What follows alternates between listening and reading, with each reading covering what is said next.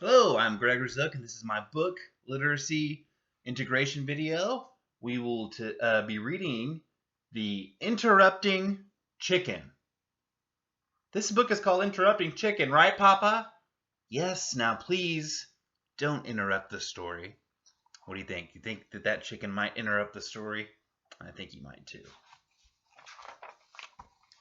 Interrupting Chicken. It was bedtime for the little red chicken. Okay, my little chicken, said Papa. Are you all ready to go to sleep?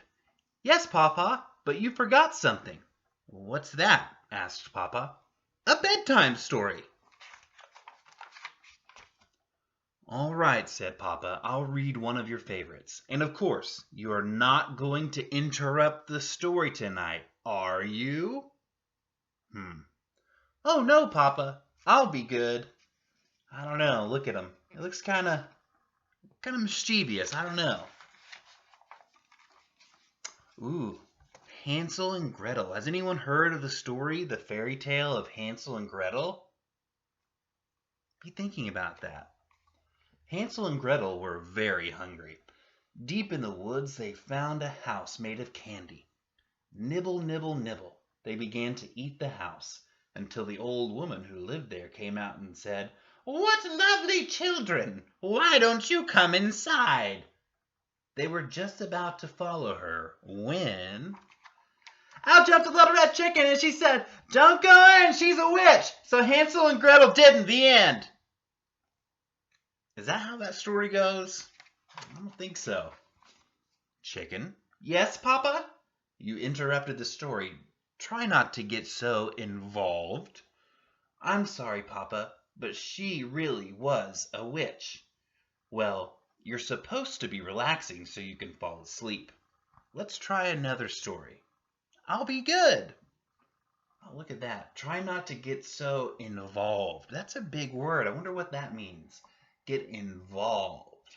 I think it means he's putting himself in the story instead of letting Papa finish and read the story how it's written.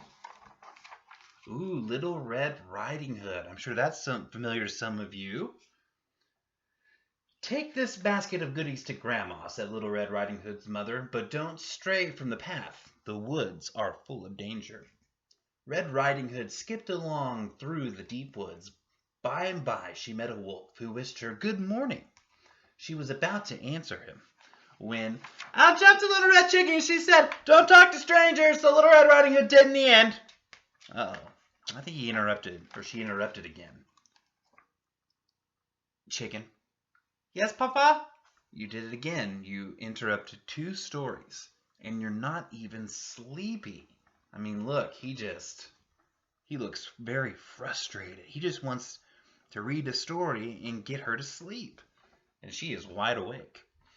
I know, Papa, I'm sorry, but he was a mean old wolf.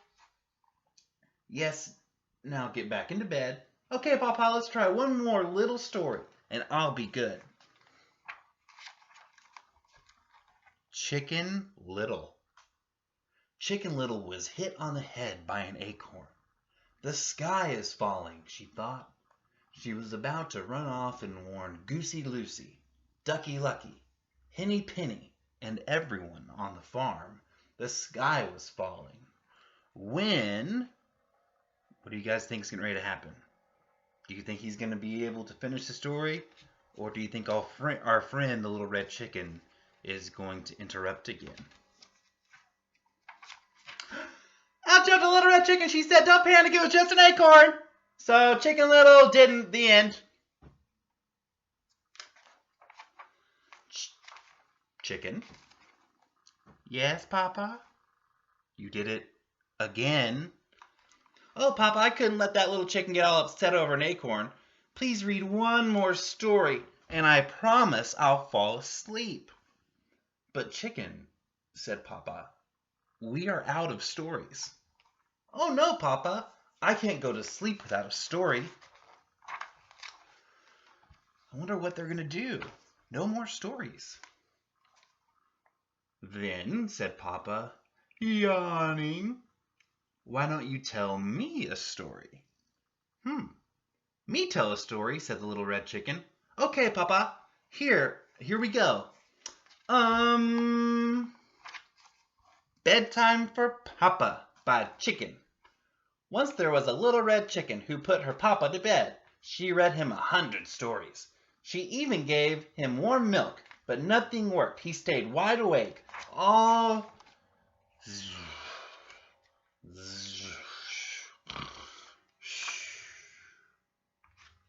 What do you think those Z's mean?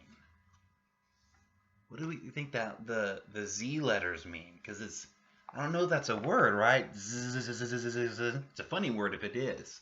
I wonder what that means. Papa? Oh, his eyes are shut and he's got a Z right here, so I think that means he's asleep. Good night, Papa.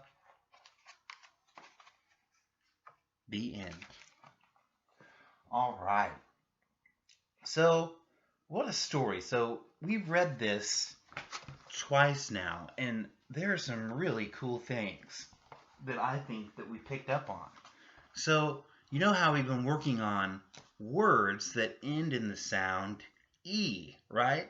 So it ends E, so we think maybe we put an E on the end of that word. But we see when we talk about Chicken Little, we see 3 words right in a row.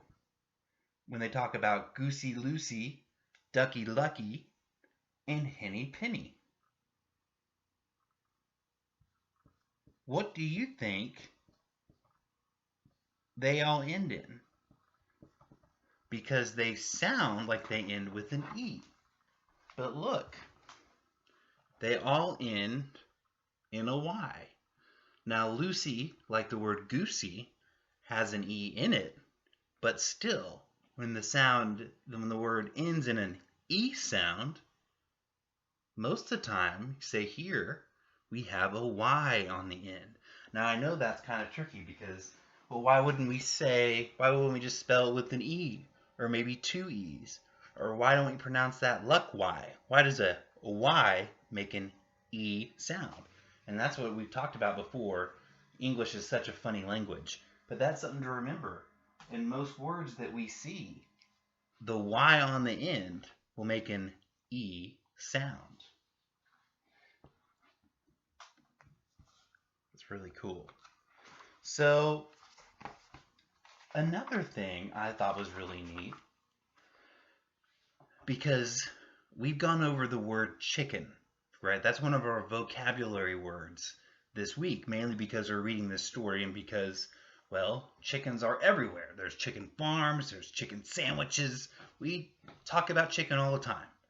And so here's what I thought was really cool. Now, remember the other day when I had you guys read aloud the red chicken's letter. So we have Bedtime for Papa by Chicken right here. And then right here we have chicken, but it's spelled differently. We have CHIKN here and CHICKEN here. Now when we look at the word wall, which way do you think is the correct way to spell chicken? Yeah, good. It's the one over here, CHICKEN. Now, why would the author spell it incorrectly or wrong over here and with a little heart on the I? Yeah, I think you're right, because the author is trying to show us that the chicken is young, okay? It's a young little chicken. The chicken, she's probably not the best speller, okay? But she's put together enough letters to make it sound and look like chicken, because if we say chicken, it sounds like chicken. And I think one of the really cool things that I noticed is the little heart over the I makes me know that it was the chicken who wrote that, because we know that she seems like she's a lot of fun, she's excited, and to me, she seems like someone who would dot her I's with a heart. I think that's really cool. Now, another thing that we've been working on is fairy tales. It's one of my favorite genres. I know that's a fun word we've kind of talked about, but it's a type of story. And we have three fairy tales in here. Does anybody from our reading remember? Yeah, Little Red Riding Hood. We've got Hansel and Gretel and Chicken Little. If Mr. Razook can turn to it. Very good. All right, so we've got three fairy tales in here. Now, I think this is really cool because fairy tales are some of the oldest pieces of writing that we still see today on a regular basis. Like, for instance, Hansel and Gretel is about 600. 600.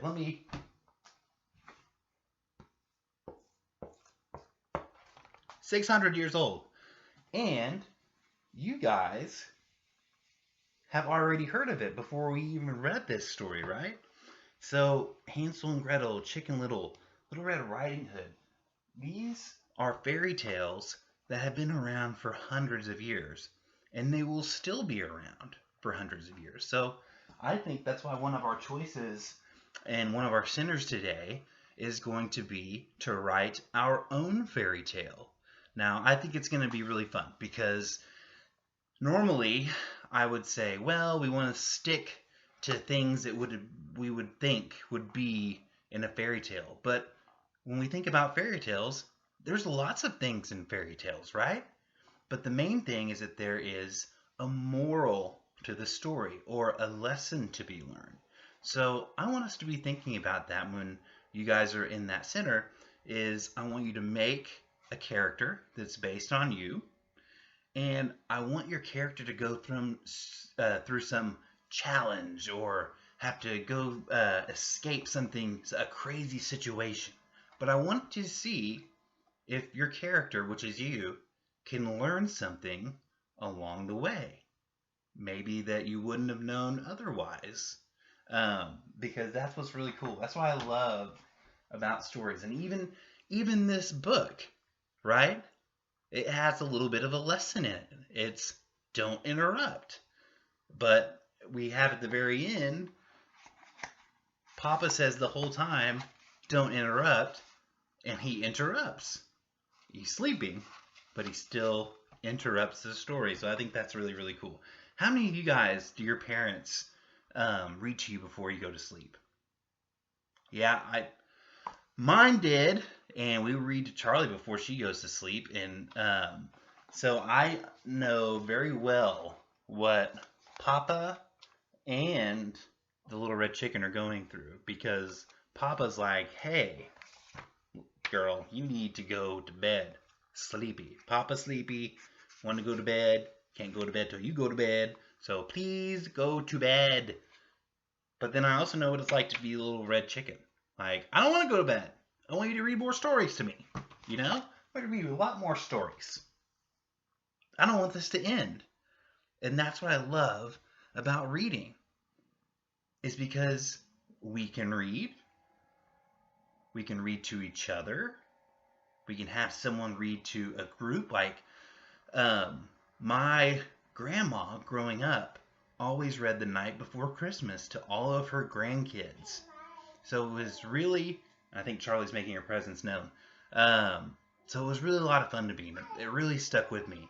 And so stories like this, they're going to stick with you for a while. So great work this week, and we'll see you on Monday.